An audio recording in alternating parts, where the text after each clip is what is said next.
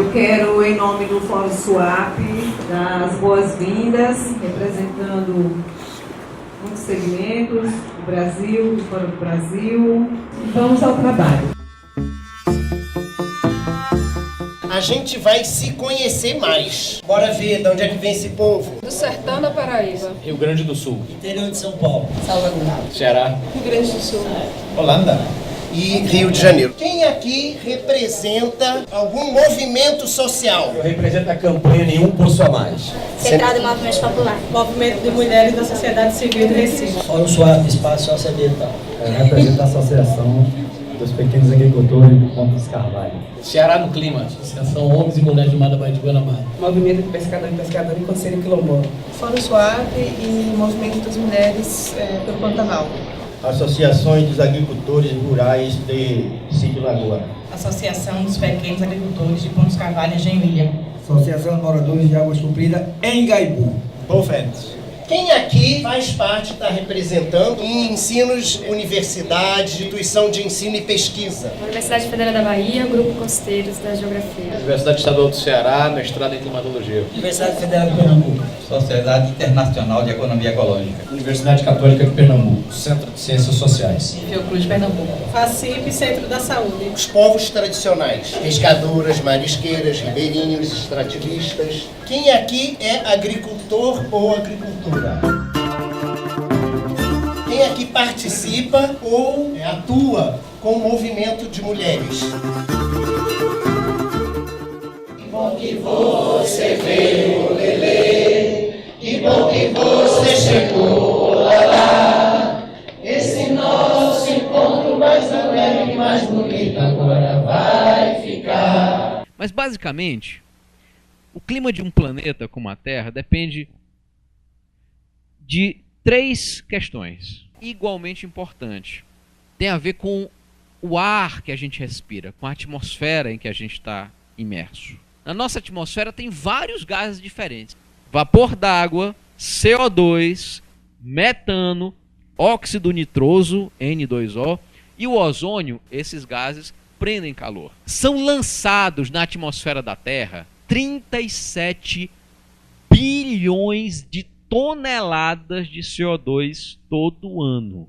Esse aquecimento é inédito, não tem paralelo na história passada da Terra. Se queimar todos os combustíveis fósseis, a gente coloca a Terra numa situação em que ela nunca viu nada igual em 420 milhões de anos.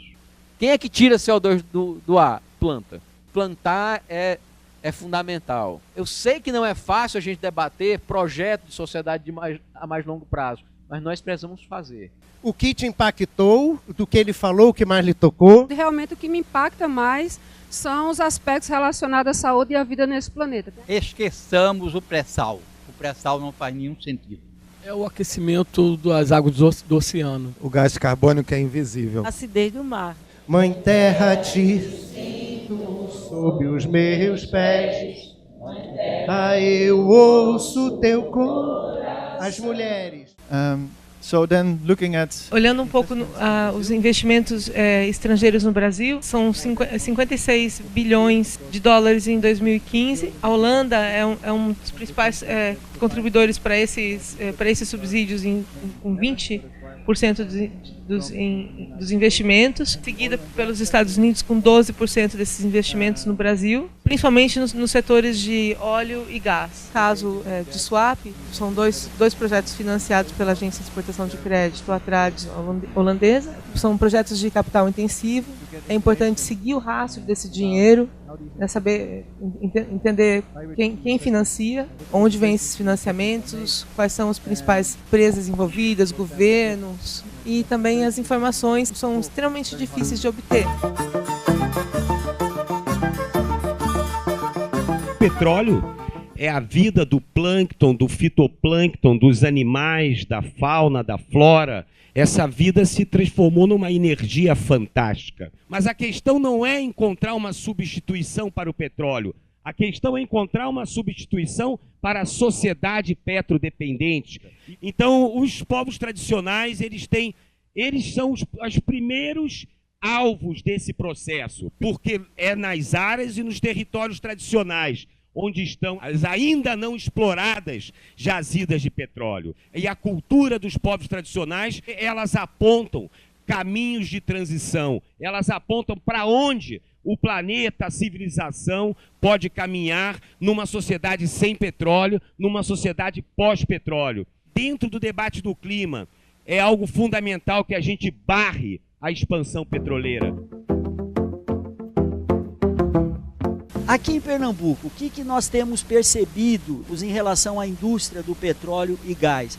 Um aumento crescente na economia do Estado, né, um incentivo crescente a essa indústria. Mas há toda uma série de indícios geológicos que é bem provável que se tenha petróleo aqui. Pernambuco ele vai despontar na questão do petróleo e gás para o Brasil a partir da refinaria Abreu e Lima. A empresa aqui de Pernambuco que domina a questão do gás, o monopólio, é a Companhia Pernambucana de Gás, a Copergás. Ela movimenta um volume médio de 4,8 milhões de metros cúbicos por dia, por uma rede de gasoduto que soma 600 quilômetros. Quanto custa esse petróleo? A quanto deveria custar o barril de petróleo, levando em conta o seu processo de produção de 200 milhões de anos? O valor seria muito diferente. Um geólogo americano fez esse cálculo de que o barril de petróleo deveria custar $1 milhão. Como seria a nossa sociedade se o petróleo custasse $1 milhão o barril?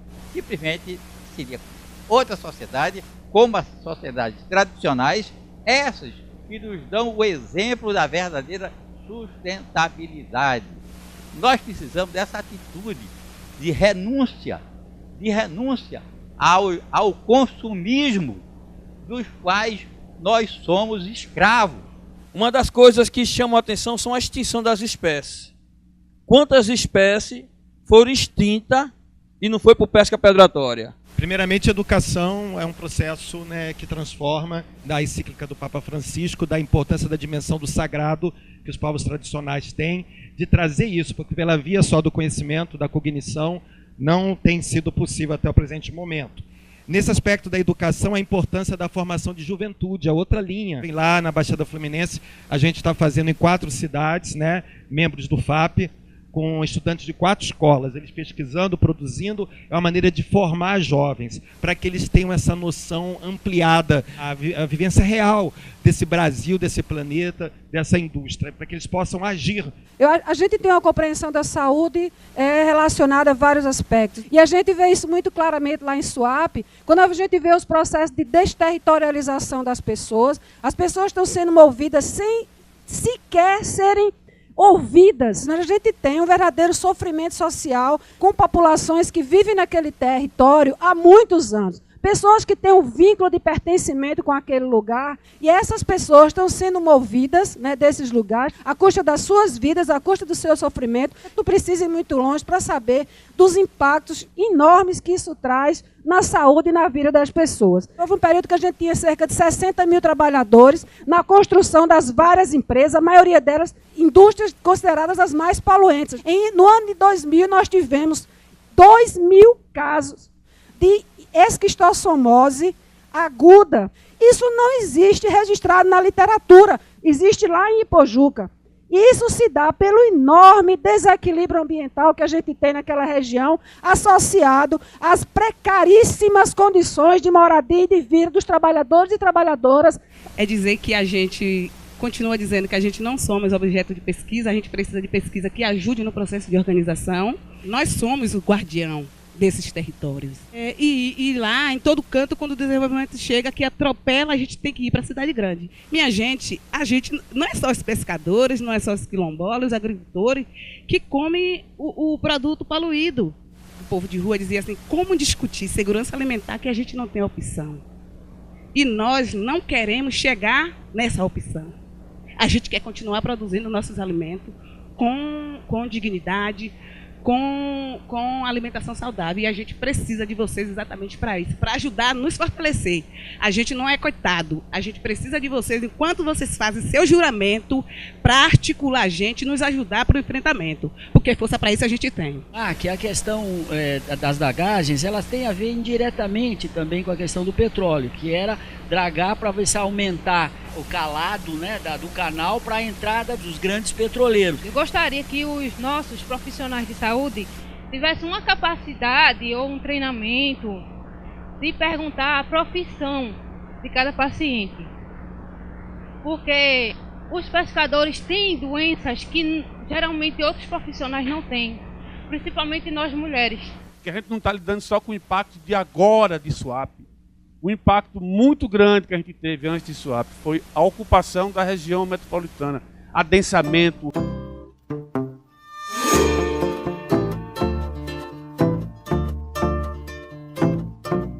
Retratar um pouco da realidade da Baía de Guanabara, como ela se converge, como ela é parecida com a realidade aqui no Suape. Crime são iguais, o endereço que é diferente. Magé, onde passa adultos, tem refinaria, são vizinho, sequer tem água encanada, mas já não existe estação de tratamento de esgoto. Água que a gente bebe, água do poço. De acordo com o Ministério Público Federal no Rio de Janeiro, todas as obras de empresas petrolíferas lá têm irregularidade. Então a gente não devemos abandonar nossa área. Ocupamos alguns terminais, fizemos ocupação. O que está no mar é nosso, por isso que o nosso nome é Homens e Mulheres do Mar da Baía de Guanabara. Nós fazemos monitoramento ambiental, é chamado de patrulha ambiental da pesca. Nós mesmos fazemos o patrulhamento, o monitoramento e dali fazemos denúncias. Verdadeiro fiscal somos nós que estamos no mar, que estamos nos rios, que é eles, poluidores, eles têm os relógios, mas nós temos o tempo.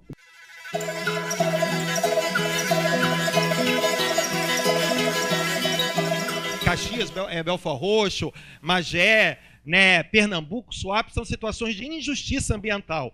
Caxias é uma cidade com quase 1 milhão de habitantes. E que São João de Meriti, quase 500 mil. Apesar da Baía de Guanabara ter 55 rios que vão para ela, nenhum deles é utilizado efetivamente em grande escala para abastecimento humano. E da refinaria veio o polo petroquímico depois.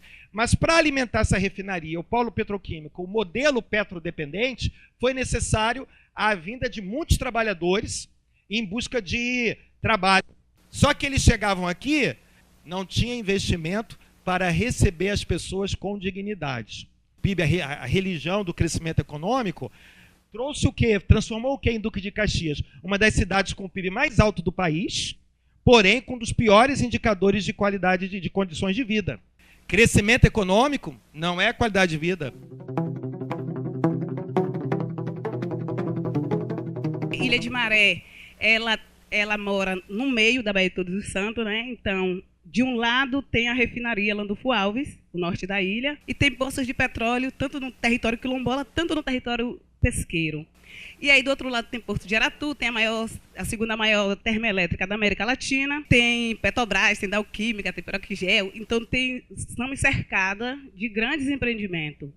E hoje, até hoje, a luta é exatamente essa. A gente precisa fazer um estudo na população de Ilha de Maré, porque se as crianças têm uma contaminação elevada por chumbo, cádmio, mercúrio, imagine os outros que respira, que se alimenta, que vive naquela região. As mulheres não estão frágeis, elas estão mais impactadas por esse modelo.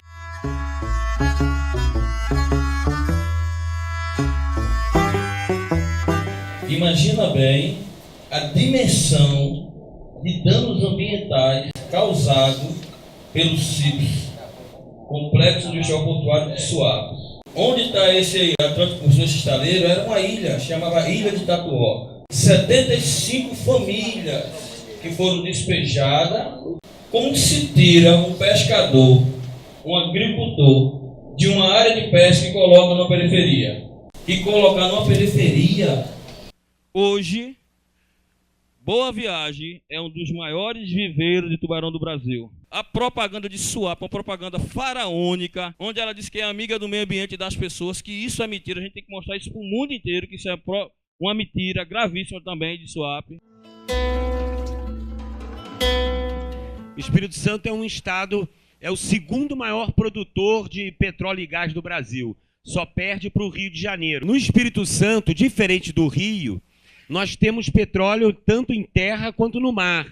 Lá no Espírito Santo, então, as áreas de terra são as áreas localizadas ao norte do estado, justamente onde estão principalmente as comunidades quilombolas do chamado Sapê do Norte. E justo nessas mesmas comunidades também estão instalados os poços de petróleo. E não se consegue, de fato, ter uma exploração limpa de petróleo em nenhum lugar, em nenhum país. E a gente vê que os impactos do petróleo, eles não têm bandeira de origem, não. E não é por ser a Petrobras uma empresa brasileira que a gente tem que deixar de fazer a crítica necessária a essa empresa. O petróleo é do planeta, o petróleo é da terra, o petróleo é do subsolo. E a melhor forma dele ser nosso é ele continuar no subsolo. Das experiências que eu vi hoje, somado com os vídeos, a frase que eu digo é vidas roubadas, mas ainda há vida. E onde dá vida há uma resistência. Ainda me choca ver esses vídeos, ver como foram destruídas essas vidas. E como é difícil o recomeço. Nesse momento que me impactou e sempre vai me lembrar é as injustiças que Suape faz. As comunidades lá tradicionais, vivendo do jeito delas, sendo retiradas das suas casas. Isso aí é que é a marca mais forte. Que há um movimento, né, de avanço desses empreendimentos e ao mesmo tempo que há esse avanço, há resistência. Se minha filha concluir simplesmente o 2º grau, igual eu concluí, minha filha vai ser um ser humano fantástico, porque ela não vai perder tanto tempo numa faculdade para destruir a vida do ser humano. A gente fica muito marcado, que é a questão do desrespeito às populações tradicionais, o desrespeito ao direito à moradia. Meio em tantas lutas, dificuldades, eu vejo um povo que não perde a esperança. Só quem sabe é quem passou por isso aqui. E junto com vocês aqui, e sempre vejo gente de fora aqui, né? E nós estamos com aquela força, e eu creio que a gente vamos vencer. Foi a força do povo, a violência contra ele, a injustiça, a falta de cuidado, né, com as pessoas, e em especial com a nossa mãe maior, a terra. As mulheres que vivem numa sociedade patriarcal, elas têm essa carga, tendo essa carga de violência de gênero, violência racial, violência de classe, me toca a resistência de nós mulheres. Em outros lugares existem situações muito parecidas com o que acontece em Suape, né? Então isso é uma coisa que ajuda a gente a se unir, se conectar, né, e fazer uma luta maior. Quanto mais gente lutando pela mesma causa, a gente fica mais forte. É hermoso que estamos aqui hoje com diferentes origens, compartimos o mesmo espírito. O que me toca muito nesses espaços aqui é que eu não me sinto só. Só pra ver a fundura do mar.